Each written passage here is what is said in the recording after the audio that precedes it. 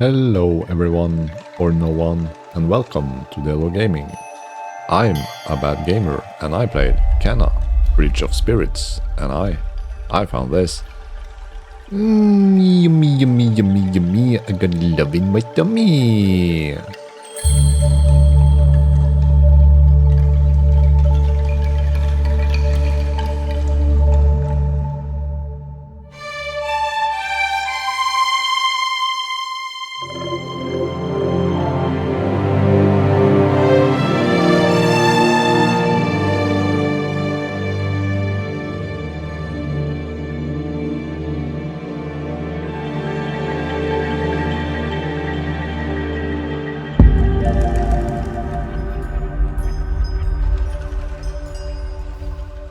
This is an awesome game.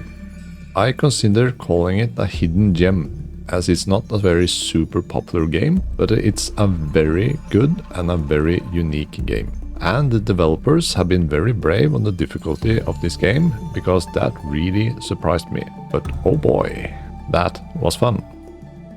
Let's get the basics out of the way. The game looks amazing, it feels amazing, it have amazing music, and it's such a good atmosphere in the game. It feels like you are in a Pixar movie. Just a very, very dangerous Pixar movie.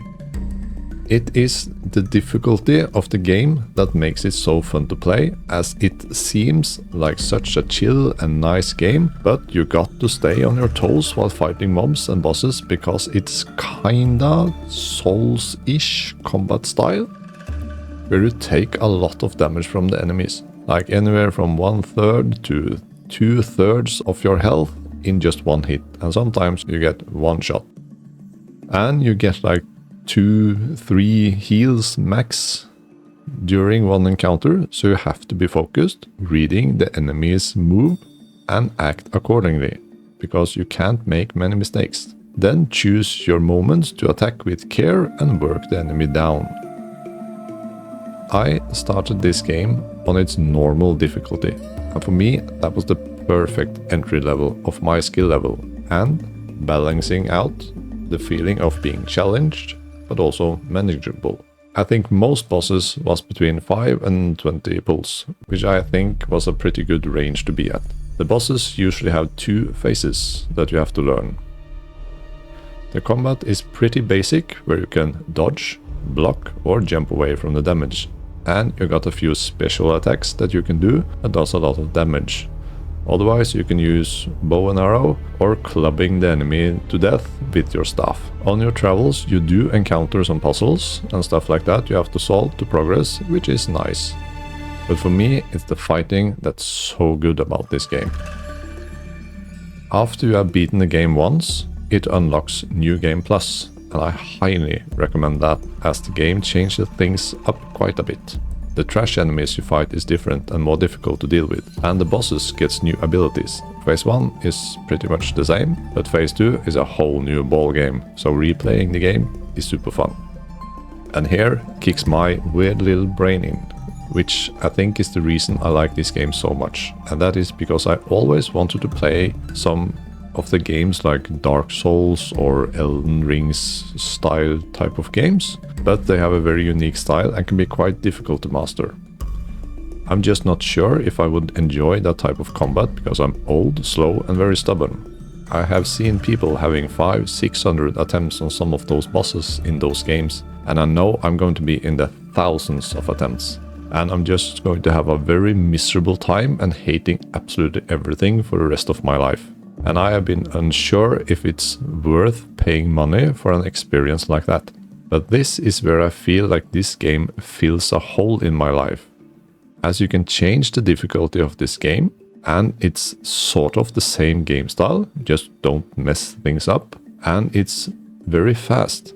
The first playthrough was roughly 10 hours-ish. After that, it's super fast because you know the solutions to the puzzles you face along the way, so you just basically sprint from encounter to encounter like a combat simulator, so you get a lot of repetition and practice in. So in my head, I'm using this game as a training simulator for those types of games. I have been slow and steady dealing with the second to highest difficulty on New Game Plus mode, and having a good time. I'm only missing the last boss, and that's one of 2 complaints I have about this game. The last boss sucks. It's a really long fight with many phases and no checkpoints. So if you die in the end, you have to go again, and it's like at least an 8 to 10 minutes fight. Or it can be an 8 to 10 minute fight. You just can't make any mistakes. I've also heard some rumors that the highest difficulty is stupidly hard, and only for very special people.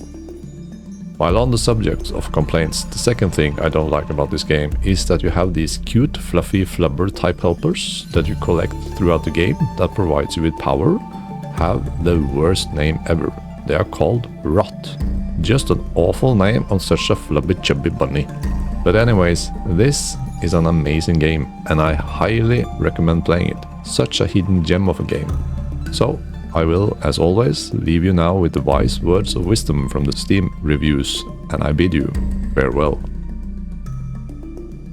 Yo, what the fuck? Bought this game to chill. Why does it feel like I'm playing Souls-like difficulty ass game? Ha ha ha ha.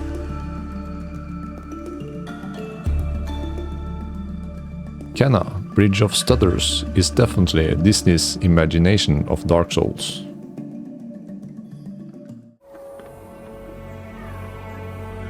Game is literally just Dark Souls and Elden Ring, but in a Pixar format. TLDR, wouldn't recommend playing at any difficulty higher than story mode if you want to enjoy the game, as it's just too hard, unresponsive to play.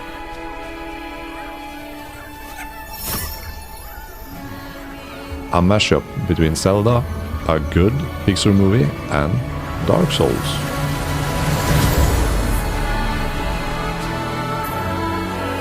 Looked really fun, feels like ass to play.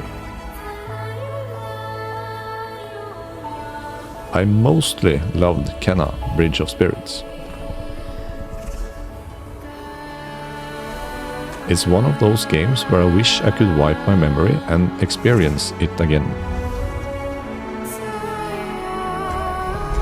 Imagine Dark Souls wrapped in a child-friendly PG-13 Pixar animation visual presentation with an amazing emotional score, telling a very mature story about death and grief, and it's got cute little minions with actual personality.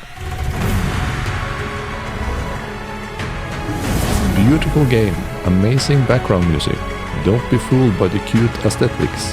The boss battles are fun and challenging. I loved it. This is one of the most beautiful games I ever played. I completely enjoyed every minute of it.